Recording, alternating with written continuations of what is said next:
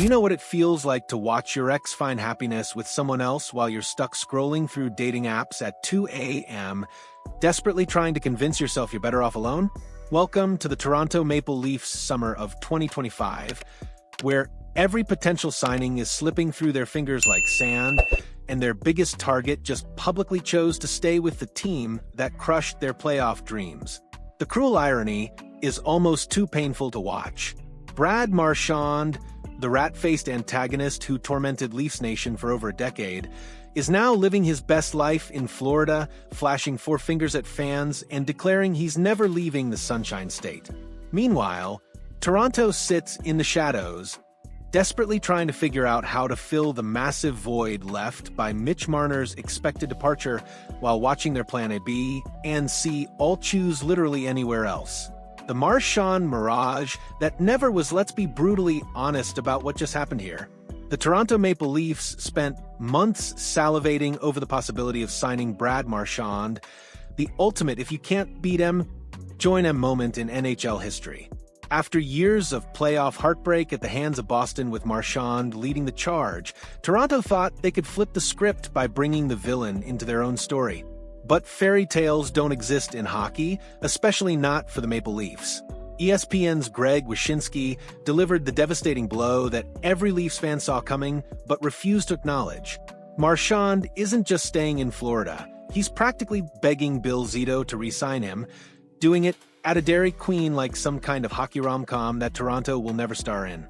The 37-year-old winger has found something in Florida that he never had in Boston: pure, unadulterated joy.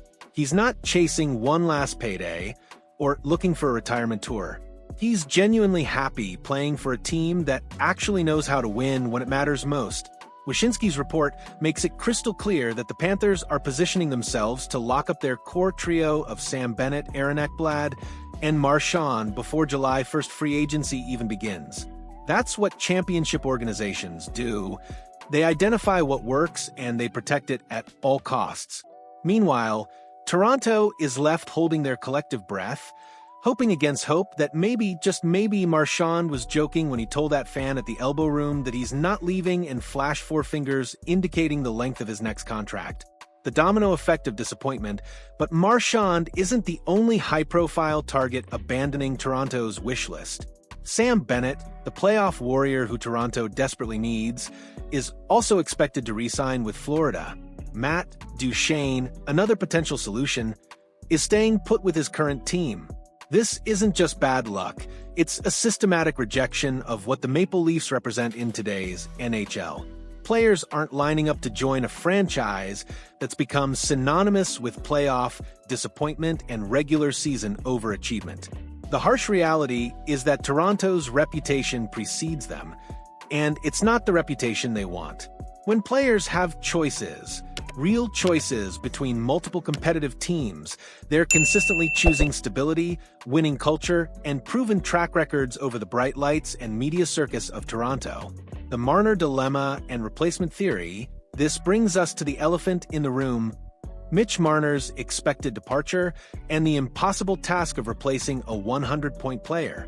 NHL analyst Frankie Corrado has proposed a fascinating solution that acknowledges the brutal truth every Leafs fan refuses to accept.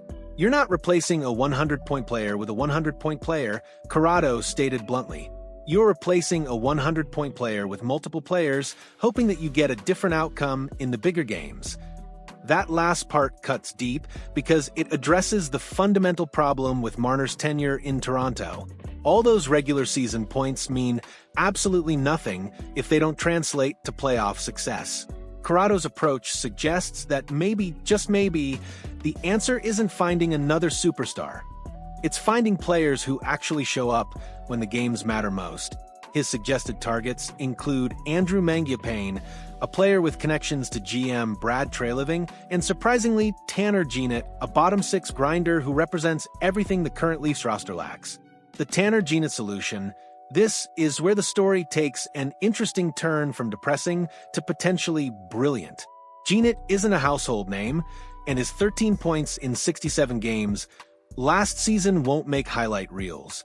But sometimes the solution to your problems isn't found in the stars, it's found in the trenches. Ganet represents the anti-Marner in many ways.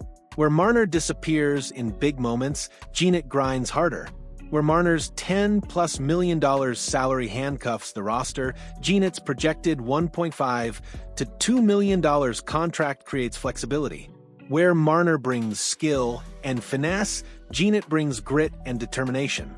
The 28-year-old forward peaked with 24 goals and 41 points during the 2021-22 season with Nashville, proving he can contribute offensively when given the right opportunity. More importantly, he brings the kind of playoff DNA that Toronto has been desperately seeking for decades. Corrado's vision involves spreading Marner's cap hit across multiple players who change the team's identity rather than just its skill level. That's the way you have to change the DNA with guys that just work like dogs, he explained, and honestly, it's hard to argue with that logic given Toronto's track record. The bigger picture problem, what's happening to Toronto this offseason, isn't just about individual players choosing other destinations. It's about the systematic failure of a franchise to build a culture that attracts winners when they have legitimate options. Think about it. Brad Marchand could make more money elsewhere, but he's choosing to stay in Florida because he values winning and happiness over maximizing his final contract. That should terrify every Leafs fan because it exposes the fundamental flaw in their organizational approach. For years, Toronto has operated under the assumption that their market size, media attention, and financial resources would be enough to attract top talent. But in today's NHL, players are increasingly prioritizing team culture, winning potential, and personal happiness over traditional market advantages. The Steven Lorentz precedent Corrado's suggestion that Ganet could follow the Steven Lorentz blueprint is particularly intriguing. Lorentz came to Toronto as a relatively unknown bottom-six forward and carved out a meaningful role through sheer determination and work ethic. The difference is that Ganet has already proven he can score at the NHL level, having posted that 24-goal campaign just 3 seasons ago. If Toronto can unlock even a fraction of that offensive potential while maintaining his gritty competitive edge, they might have found their diamond in the rough. The beauty of targeting someone like Ganet is the low-risk, high-reward nature of the investment. At $1.5 to $2 million, he's affordable enough that even if he doesn't work out, it won't cripple the roster construction. But if he thrives in Toronto's system under Craig Berube's coaching, he could become exactly the type of playoff performer the organization has been seeking.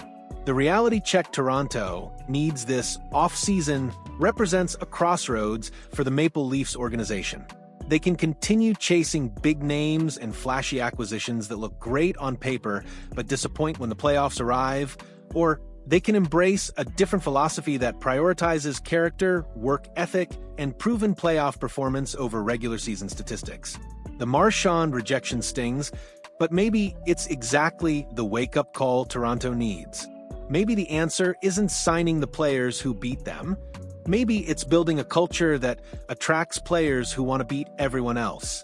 Ganet might not be the sexy signing that generates headlines and sells jerseys, but he represents something more valuable, a shift in organizational philosophy toward valuing substance over style, character over charisma, and playoff performance over regular season statistics.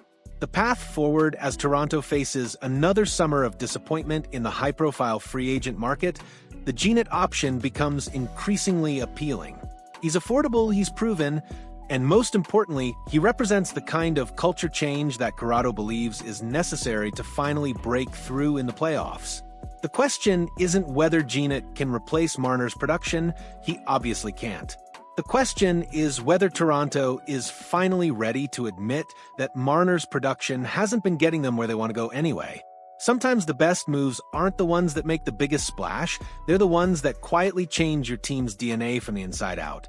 If Toronto can swallow their pride and embrace players like Ganet, who embody everything their current stars lack, maybe next spring we'll tell a different story.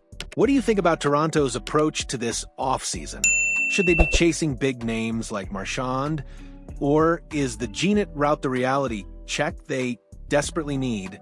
Share your thoughts in the comments, and give this video a thumbs up if you think it's time for the Leafs to completely change their DNA rather than just their lineup.